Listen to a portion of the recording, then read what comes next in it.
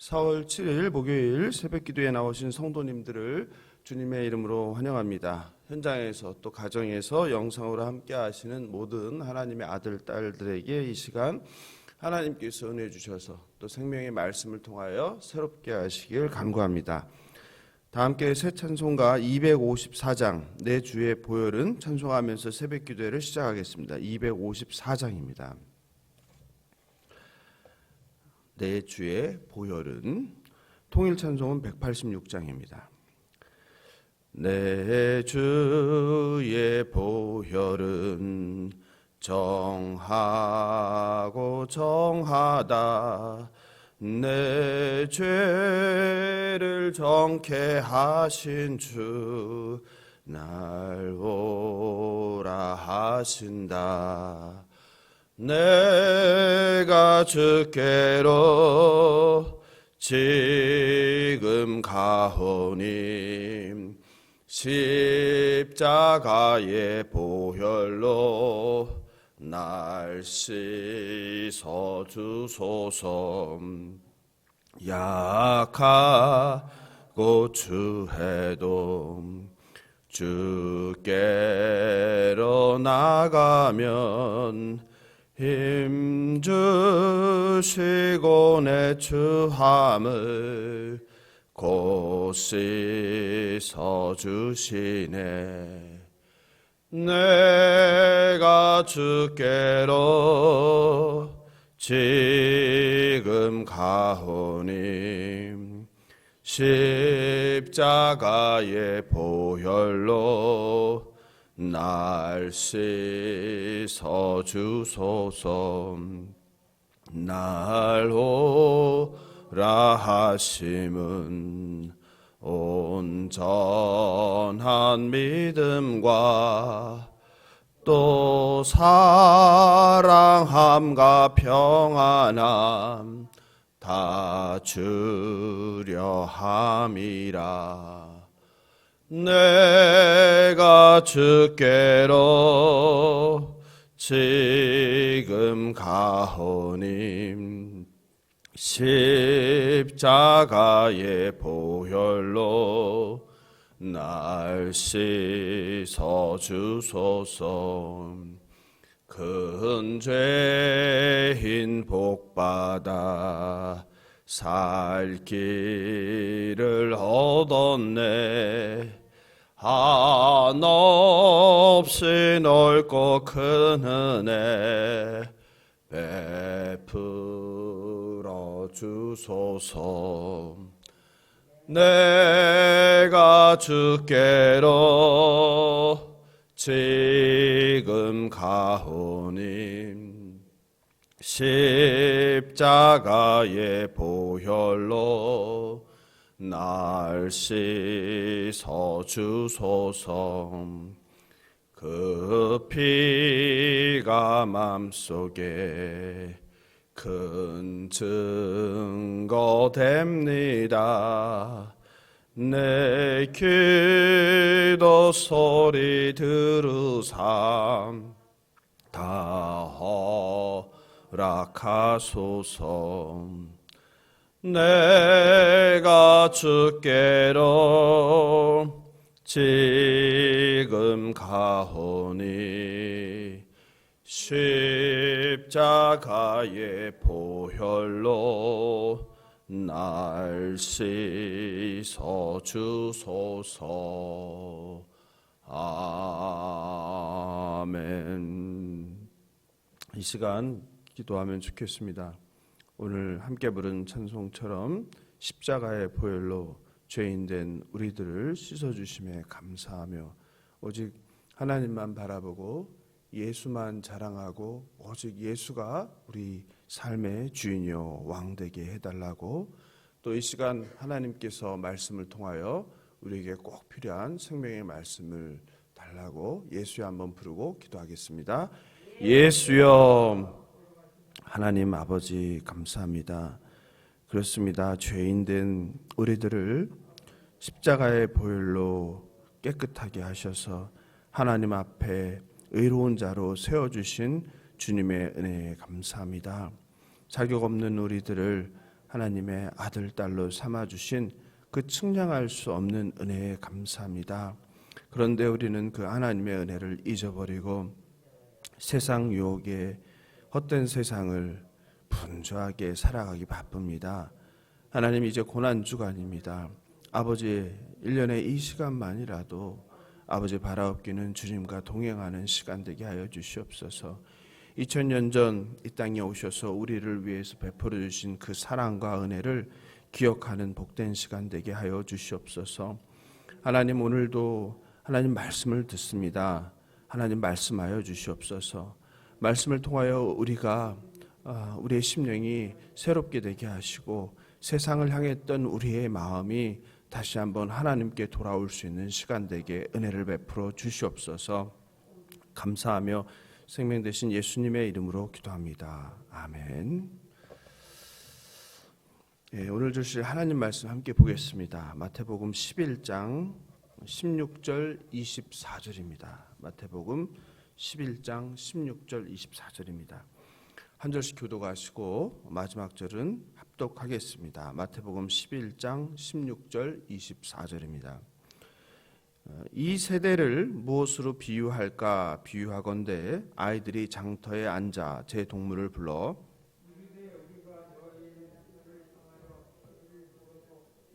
춤추지 않고 우리가 슬피 울어도 너희가 가슴을 치지 아니하였다 함과 같도다. 요한이 와서 먹지도 않고 마시지도 아니하매 그들이 말하기를 귀신이 들렸다 하더니 인자는 와서 먹고 마시매 말하기를 보라 먹기를 탐하고 포도주를 즐기는 사람이요 세리와 죄인의 친구로다 하니 지혜는 그 행한 일로 인하여 옳다함을 얻느니라. 예수께서 권능을 가장 많이 행하신 고을들이 회개하지 아니하므로 그때에 책망하시되 화 있을진저 고라시나 화 있을진저 벳세다야 너희에게 행한 모든 권능을 두로와 시돈에서 행하였더라면 그들이 벌써 베옷을 입고 죄에 앉아 회개하였으리라.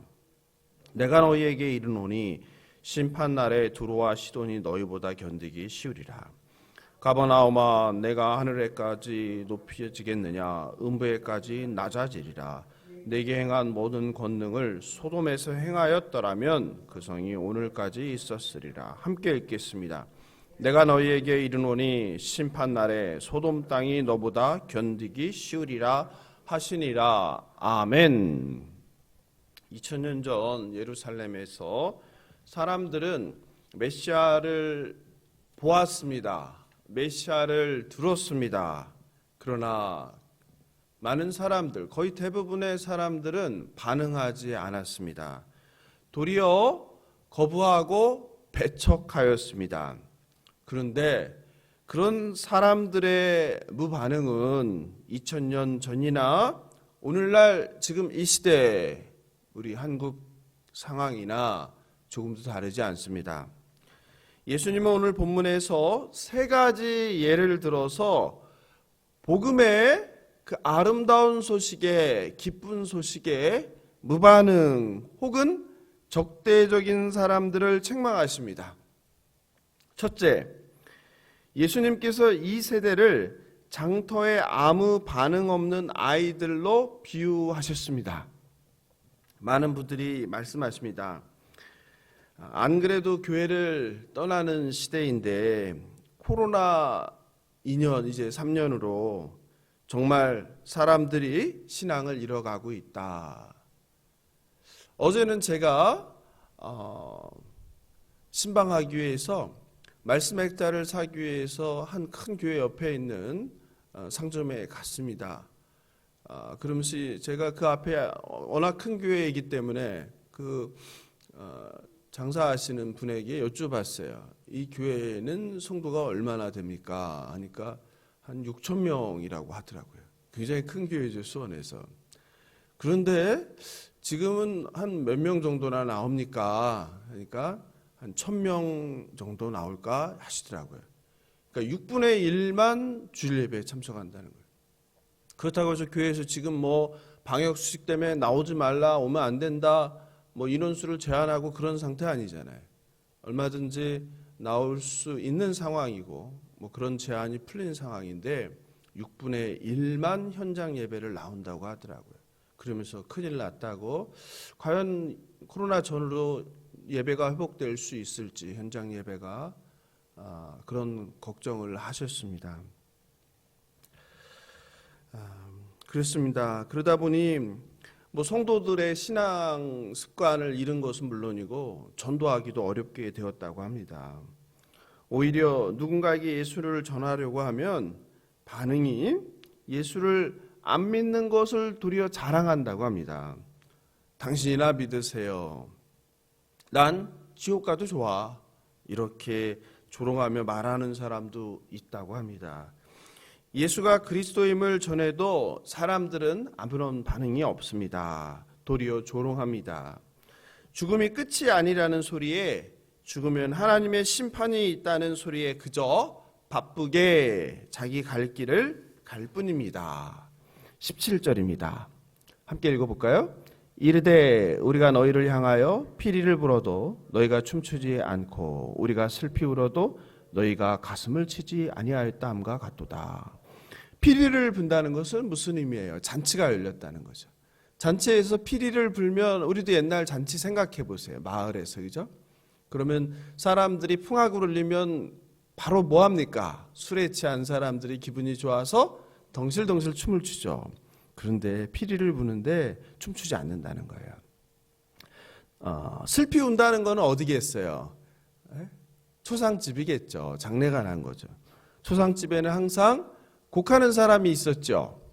근데 유대 지방에도 곡하는 사람들이 있었어요. 보통 가난한 집에도 초상이 나면 2명 정도가 곡하는 여자가 있다고 했는데요. 그렇게 슬피 우는데 어떻게 하는 거예요? 그럼 같이 울어야 되잖아요. 슬퍼해야 되잖아요. 그런데 가슴을 치지 않는다. 즉 아무런 반응이 없다는 거예요. 그런데 이 시대 사람들도 마찬가지죠. 예수님을 전해도 눈을 감아버립니다. 길을 닫아버립니다. 더 중요한 것은 무엇입니까? 마음을 닫아버립니다. 보려고도 하지 않고 들으려고도 하지 않습니다. 그래서 우리 예수님께서 그들을 책망하십니다. 두 번째 책망입니다. 예수님께서는 요한과 예수님을 조롱하는 자들을 책망하세요. 18절 19절이죠. 같이 한번 다시 읽어볼까요? 요한이 와서 먹지도 않고 마시지도 아니하며 그들이 말하기를 귀신이 들렸다 하더니 인자는 와서 먹고 마시매 말하기를 보라 먹기를 탐하고 포도주를 즐기는 사람이요 세리와 죄인의 친구로다 하니 지혜는 그 행한 일로 인하여 옳다함을 얻느니라. 요새 말로 하면 이런 말이에요. 앉으면 서라 하고 서면 뭐라고요? 앉으라고 한다. 그러니까 뭘 하든지 마음에 들지 않는 거예요. 비방을 위해 비방합니다. 비판하기 위해 비판을 합니다. 사람들이 침례 요한이 먹지도 마시지도 않는다며 귀신 들렸다고 비난하는 거예요. 그런데 이제 예수님께서는 오셔서 뭐 하시는 거예요? 먹는 거예요. 마시는 거예요. 그러니까 이번에는 또 뭐라고 하는 거예요? 먹고 마신다고 비방하는 거예요. 이렇게 마음이 강팍한 불쌍한 사람들이 늘 있습니다. 이들은 마음의 상처가 많은 사람들이에요. 뭐든지 삐딱하게 바라보고 부정적으로 생각하고 부정적으로 말합니다. 성도 여러분, 이런 아마 여러분 주변에도 있을 거예요. 이런 마음이 강팍한 사람들의 말을 귀담아 들을 필요가 없습니다. 그들의 말을 듣고 내가 기분이 상하거나 반응할 필요가 없습니다. 왜냐하면 그들은 진심으로 여러분을 위해서 그런 말을 하거나 아니면 현재 있는 문제를 해결하려고 하거나 아니면 상황을 개선하기 위해서 그렇게 말하는 것이 아닙니다. 그냥 싫은 겁니다. 혹시 또 내 자신이 그런 사람은 아닌지 돌아봐야 합니다. 누군가를 싫어하고 미워해서 그냥 온통 세상에 대한 나의 삶에 대한 불평 불만이 많아서 그냥 생트집을 잡고 있는 것은 아닌지 살펴보시기 바랍니다. 바라옵기는 내 생각으로, 내 경험으로, 내 방식으로 다른 사람을 판단하지 말길 바랍니다. 그냥 제 생각에는 앉으면 앉아서 좋고 서면 서서 좋은 그런 우리가 되면 좋겠습니다. 예수님은 이것에 대해 19절에서 이런 말씀을 하셨어요. 같이 볼까요? 어떻게 얘기하냐면 지혜는 그 행한 일로 인하여 옳다함을 얻는다. 무슨 말일까요? 말이 필요 없습니다. 무엇이 중요하다는 거예요? 행함이 중요하다는 것이죠. 즉 행함이 지혜라는 거예요. 다른 말로 하면 뭡니까? 믿음은 말이 아니라 행함에 있다는 것이죠. 즉 여러분의 지혜를 뭘로 증명하라는 거예요? 말 잘하는 걸로 증명하지 말고 옳은 행실로 행함으로 증명하라는 거죠. 그죠? 이런 말이 있어요. 오늘날은 돈이 사랑이다. 들어보셨어요? 네? 어떠세요? 좀 안타깝긴 하지만 일정 부분 상당히 맞는 말이에요. 왜냐하면 사람들이 뭘 가장 중요하게 생각해요? 돈을 제일 중요하게 생각하죠. 사람들이 뭘 제일 좋아해요? 돈을 좋아하죠. 그러면 내가 누군가를 사랑하고 마음이 있다면은 뭐 한다는 거예요? 그 사랑하는 돈을 그 대상을 향하여 쓴다는 말이죠. 그런 면에서는 틀리지 않은 말인 것 같아요. 사랑한다고 말은 하는데 전혀 그 사람을 위해서 돈을 쓰지 않아요. 그러면 그걸 과연 사랑이라고 말할 수 있을까요? 그렇지 않겠죠. 그것은 사람에게뿐만 아니라 하나님에게도 마찬가지인 거예요. 우리 이웃에 대해서도 마찬가지예요. 성경의 가장 큰 두 가지 계명은 첫째는 하나님 사랑, 둘째는 이웃 사랑이에요. 이 성경책 66권을 딱 두 개로 요약하면 그거예요. 하나님 사랑, 이웃 사랑. 그러면 사람들이 제일 소중하게 생각하는 게 돈이라면 우리 믿는 사람들에게는 하나님이지만 우리에게도 어쩌면 하나님 그 다음은 돈일 수 있을 거예요. 그죠? 그렇다면 그 소중하게 여기는 돈을 어디다 써야 되겠어요? 하나님 나라를 위해서. 그리고 누구에게? 이웃에게. 그죠? 그런데 하나님과 이웃에게 물질을 사용하지 않고 오직 자기 자신만을 위해서, 자기 유익을 위해서, 자기 행복을 위해서, 자기 삶을 위해서, 아니면 좀 더 나가서 그냥 사랑하는 가족들을 위해서만 쓴다면 과연 하나님을 사랑하고 이웃을 사랑한다고 말할 수 있을까라는 질문을 하지 않을 수 없습니다. 오늘 본문을 통해서 세 번째 책망을 한번 보겠습니다. 예수님께서 첫 번째 책망한 건 뭐였죠? 반응하지 않는 사람들, 장터에 앉아서. 두 번째는 뭐였죠? 요한과 예수님을 조롱하는 사람들. 이제 마지막 세 번째예요. 세 번째는 마을을 요새로 하면 도시죠. 도시를 우리가 수원시에 있잖아요. 이 수원시를 예를 들면 공동체적으로 책망하고 있으세요. 그 대상이 세 개의 마을이 나오는데요. 어디입니까? 고라신, 벳세다, 가버나움이에요. 근데 이 세 마을의 공통점이 있어요. 어떤 공통점이에요? 예수님께서 권능을 가장 많이 베푸신 곳. 즉 무슨 말이에요? 예수님께서 기적을 가장 많이 베풀어 주신 곳이라는 뜻이에요. 그런데 많은 기적을 베풀었는데 도리어 뭐예요? 침묵하며 반응하지 않습니다. 두로와 시돈은 지중해 변의 이스라엘 북쪽에 위치한 이방 도시이죠. 그런데 예수님께서는 이 두로와 시돈이라는 어디요? 이방 도시를 뭐랑 비유해요? 권능을 많이 베푼 고라신과 벳세다와 비교하고 있죠. 그게 21절이에요. 같이 읽어볼까요?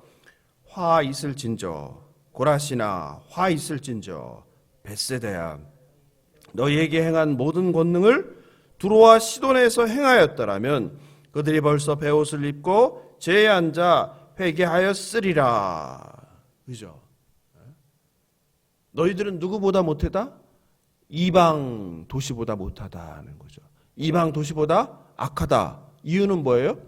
예수님의 권능을 경험하고도 눈으로 보고도 듣고도 회개하지 아니하였다 이런 말이죠. 내가 그 땅 이방 도시에 가서 권능을 베풀었으면 그들은 회개하고 나를 믿었을 것이다 이 말씀이죠. 사실 두로, 시돈 그리고 소돔이 나오는데 타락하고 악하기로 악명 높았던 고대 도시들이죠. 그런데 이런 타락하고 악한 고대 도시들보다 너희들이 못하다는 거죠. 예수님은 예수와 함께 시작된 하나님 나라의 통치를 받아 변화된 삶, 새롭게 된 삶을 원했지만 이 도시들은, 이 마을들은 변화를 거부하며 현실에 안주했습니다. 그냥 바쁘게 살기 바빴던 것입니다. 이런 점에서 우리들도 마찬가지예요. 우리가 돈을 벌기 위해서, 성공하기 위해서 분주한 삶이 우리의 예수님을 따라가는 변화된 삶, 새로운 삶에는 큰 적이 될 수 있습니다. 그렇죠? 이에 예수님은 고라신 벳사이다, 가버나움을 악명 높은 고대 도시들보다 더 악한 지역이라며 저주합니다.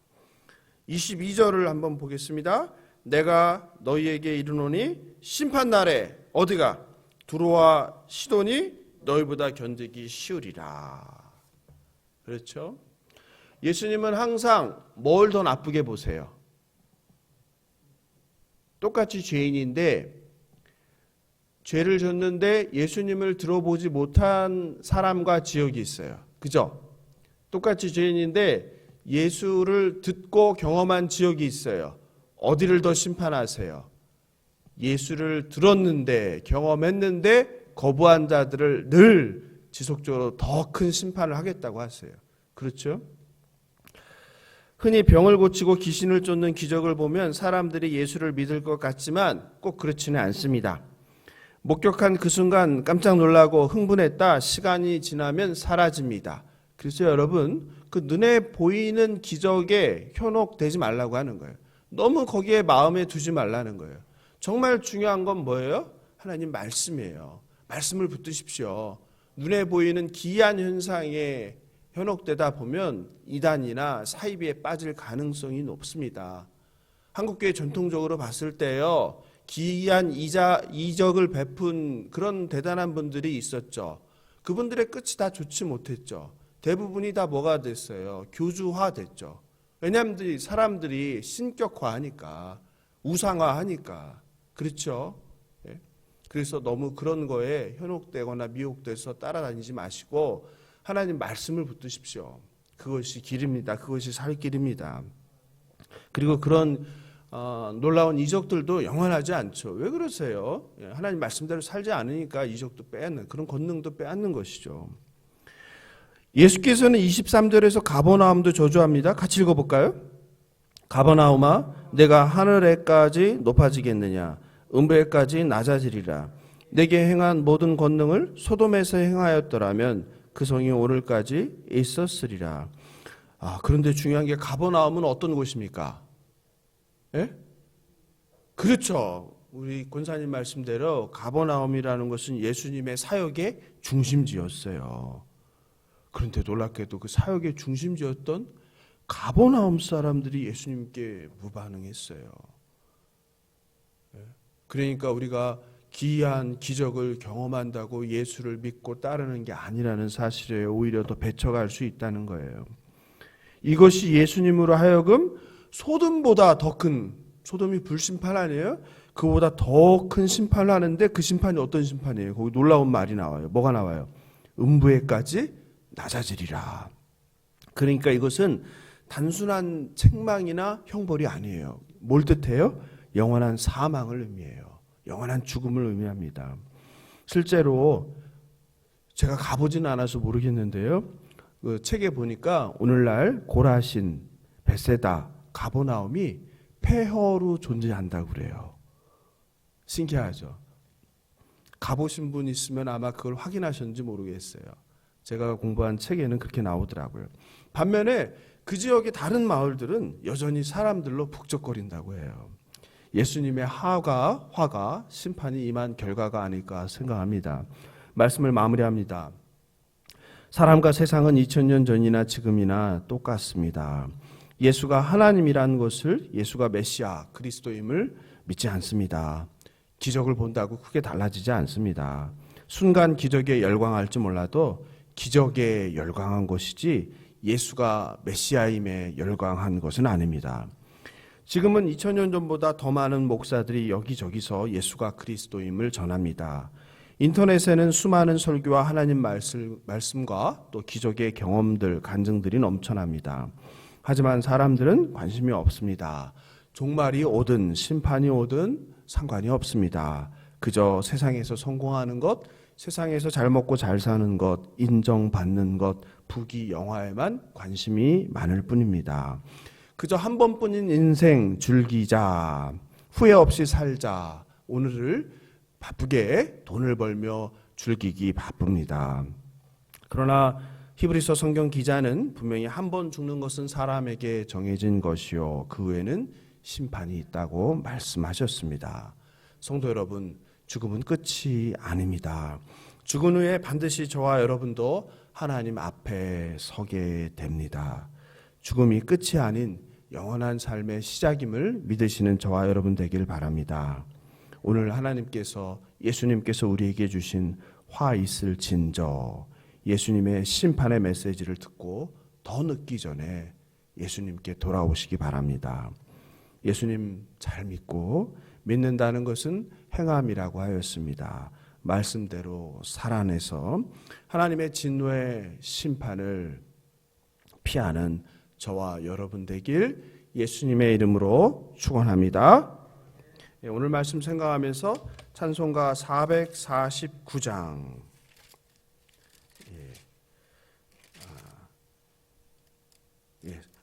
450장 부를까요? 우리가 어제 그거 불렀으니까 450장 내 평생 소원 이것뿐 좋을 것 같아요. 오늘 말씀이랑 450장 내 평생 소원 이것뿐이고요.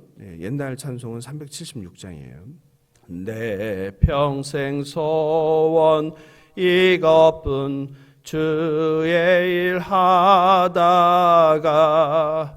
이 세상 이별하는 날 주 앞에 가리라. 꿈같이 헛된 세상 일 취할 건 무엇냐. 이 수고함만 하여도 헛된 것뿐일세. 4절 금보다 귀한 믿음은 참보배 되도다. 이 진리 믿는 사람들 다 복을 받겠네. 살같이 빠른 광음을 주 위에 아끼세. 온몸과 마음을 바치고 힘써서 일하셈. 아멘. 너무 좋은 찬송 가사죠. 내 평생 소원 이것뿐 주의 일 하다가 이 세상 이별하는 날 주 앞에 가리라. 꿈같이 헛된 세상 일 취할 거 뭐하냐. 이 수고 암만 하여도 헛된 것뿐이세. 그죠? 이 수고 한만 해도 헛된 것뿐이라는 거예요. 살같이 빠른 광음을, 정말 세월이 빠르잖아요. 그죠? 살같이 빠른 광음을 주위에 아끼세. 온몸과 마음을 바치고 힘써서 일하세. 아멘. 이런 삶을 하나님 부르시는 날까지 사시는 저와 여러분 되면 좋겠습니다. 세월을 아끼라. 오늘 말씀 또 이 찬송 가사 생각하면서 예수의 한번 부르고 정말 우리가 이런 삶을 살게 해달라고, 정말 하나님 앞에 부끄러움 없는 회개한 자의 마땅한 삶을 사는 우리가 되게 해달라고 예수의 한번 부르고, 교회를 위하여 또 고난주간 집회를 위하여 또 이번 주일에 있을 대학 청소년부 첫 모임을 위하여, 바라기는 우리 예수사랑교회가 한 영혼을 위하여 모든 것을 거는 그런 교회 되게 해달라고 예수의 한번 부르고 기도하겠습니다. 예수여